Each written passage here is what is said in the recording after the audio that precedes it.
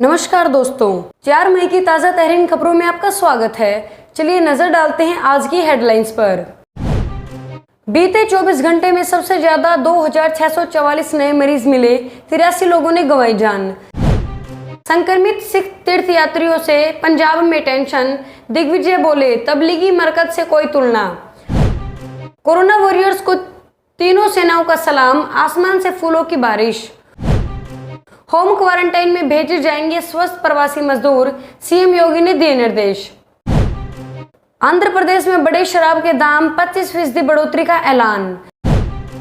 देश के इस राज्य में रेड जोन में भी खुलेगी शराब की दुकानें। बिहार जाने के लिए ऐसे कराएं ऑनलाइन रजिस्ट्रेशन। आंध्र प्रदेश में बढ़ रहे शराब के दाम, 25% बढ़ोतरी का ऐलान। हंदवाड़ा के शहीदों को पीएम नरेंद्र मोदी की श्रद्धांजलि, बोले बलिदान को कभी भुलाया नहीं जाएगा। मोदी सरकार के लॉकडाउन को 2 हफ्ते के लिए बढ़ाने पर आया प्रशांत किशोर का रिएक्शन। पहली बड़ी खबर, बीते 24 घंटे में सबसे ज्यादा 2644 नए मरीज मिले, 83 लोगों ने गंवाई जान। भारत में कोरोना वायरस का कहर लगातार बढ़ता ही जा रहा है। देश में कोविड-19 संक्रमित मरीजों का कुल आंकड़ा बढ़कर 39,980 पर पहुंच गया है, जबकि अब तक 1301 लोगों की जान गई है। स्वास्थ्य मंत्रालय ने रविवार को यह जानकारी दी। आंकड़ों के मुताबिक देश में कोरोना वायरस से अब तक 1301 लोगों की मौत हो चुकी है। कोरोना ने अब तक के सारे रिकॉर्ड तोड़ दिए हैं। पिछले 24 घंटे में कोरोना से 83 लोगों की मौत हुई है, जबकि 2644 नए मामले सामने आए हैं। हालांकि थोड़ी राहत वाली बात यह है कि इस बीमारी से अब तक 10,633 मरीज ठीक हो चुके हैं।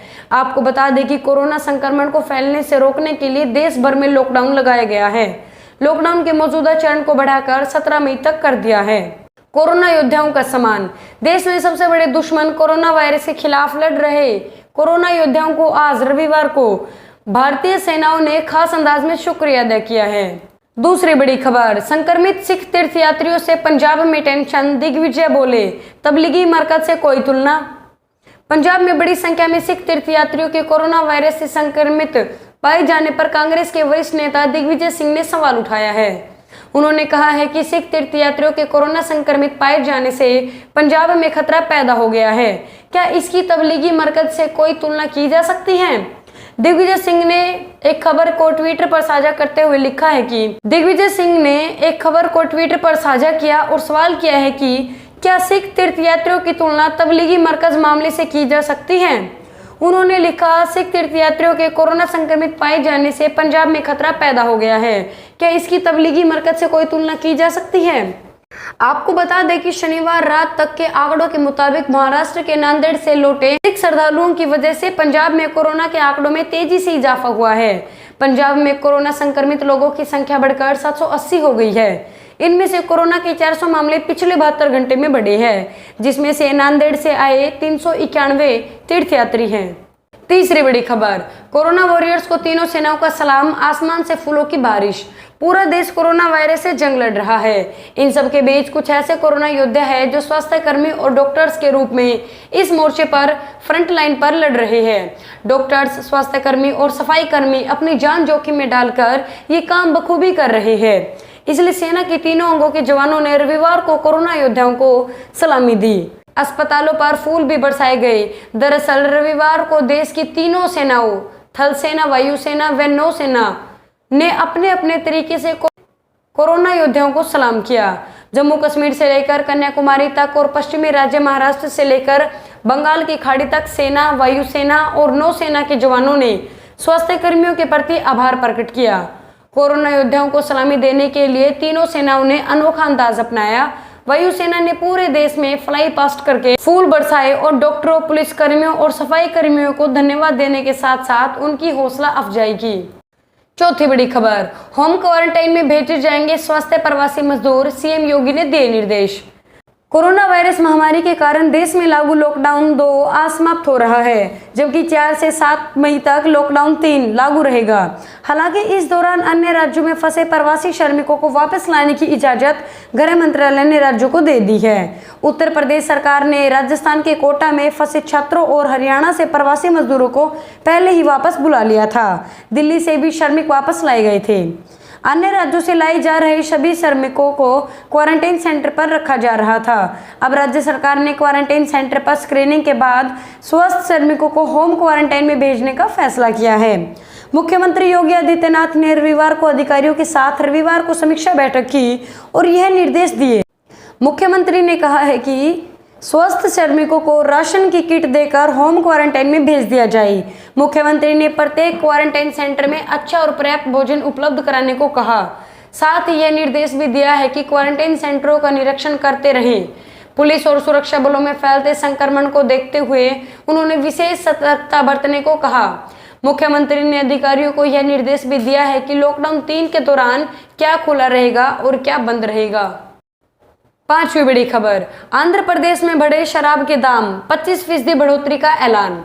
कोरोना वायरस के संकट से निपटने के लिए देश में लॉकडाउन लागू है। वहीं लॉकडाउन को 2 हफ्तों के लिए बढ़ाए जाने के साथ ही केंद्र सरकार ने कुछ रियायतें भी दी हैं।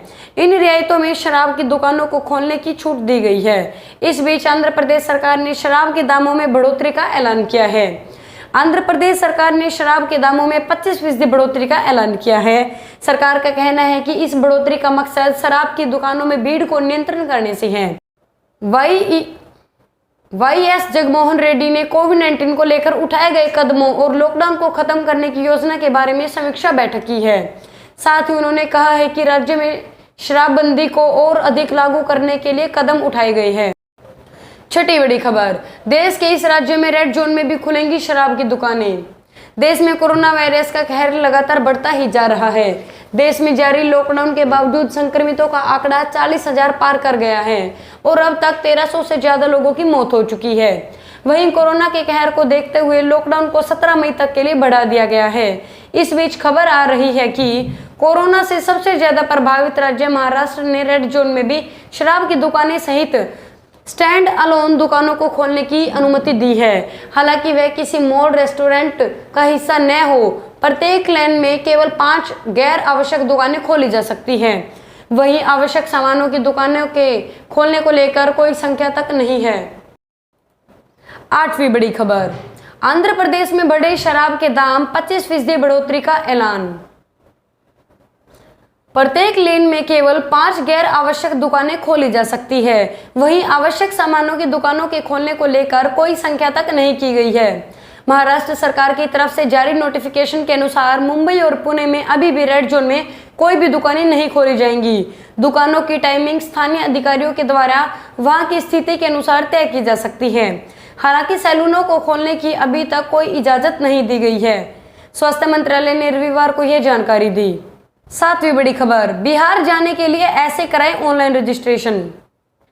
देश भर में लॉकडाउन की वजह से बिहार के कई लोग अन्य राज्यों में फंसे हुए हैं। इनमें अधिकांश प्रवासी मजदूर और छात्र छात्राएं हैं जो 25 मार्च को देश भर में कोरोना वायरस के चलते किए गए लॉकडाउन के बाद अन्य राज्यों में फंस गए थे। इसके बाद अब जैसे ही लॉकडाउन में राहत दी जाने लगी है और केंद्र सरकार की अनुमति के बाद कई राज्यों की सरकारें दूसरे राज्यों में फंसे लोगों को निकालने में लग गई है। 9वीं बड़ी खबर, हंदवाड़ा के शहीदों को पीएम मोदी की श्रद्धांजलि, बोले बलिदान को कभी भुलाया नहीं जाएगा। जम्मू कश्मीर के हंदवाड़ा में सुरक्षा बलों और आतंकियों के बीच मुठभेड़ में सेना के 2 अधिकारियों समेत 5 जवानों की मौत हो गई है। प्रधानमंत्री नरेंद्र मोदी ने शहीद जवानों को रविवार को श्रद्धांजलि देते हुए ट्वीट किया। उन्होंने अपने ट्वीट में लिखा, हंदवाड़ा में शहीद हुए हमारे सैनिकों और सुरक्षा कर्मियों को श्रद्धांजलि। उनकी वीरता और बलिदान को कभी भुलाया नहीं जा सकेगा। उन्होंने बहुत की समर्पण के साथ राष्ट्र की सेवा की और हमारे नागरिकों की रक्षा के लिए अथक परिश्रम किया। उनके परिवारों और दोस्तों के प्रति मेरी संवेदनाएं हैं। जम्मू कश्मीर के हंदवाड़ा में सुरक्षा बलों और आतंकियों के बीच शनिवार देर रात तक मुठभेड़ हुई। इस एनकाउंटर में सेना के एक कर्नल, एक मेजर समेत 4 जवान और जम्मू कश्मीर पुलिस के एक अधिकारी शहीद हो गए हैं। शहीद होने वाले में 21 राष्ट्रीय राइफल्स के कर्नल आशुतोष शर्मा, मेजर अनुज सूद और पुलिस के एक सब इंस्पेक्टर शकील काजी शामिल है। वहीं इस एनकाउंटर में 2 आतंकियों को भी मार गिराया गया है। पीएम मोदी से पहले रक्षा मंत्री राजनाथ सिंह ने शहीद जवानों को श्रद्धांजलि दी। उन्होंने ट्वीट में लिखा, हंदवाड़ा में जवानों और सुरक्षा कर्मियों का दुखद और परेशान करने वाला है। उन्होंने आतंकियों से लड़ने में अदम्य साहस का परिचय देते हुए बड़ा बलिदान दिया है। दोस्तों, इस वीडियो को लेकर आपके क्या विचार है, कमेंट करके बताएं। वीडियो को लाइक और शेयर करें और चैनल को जरूर सब्सक्राइब कर लें।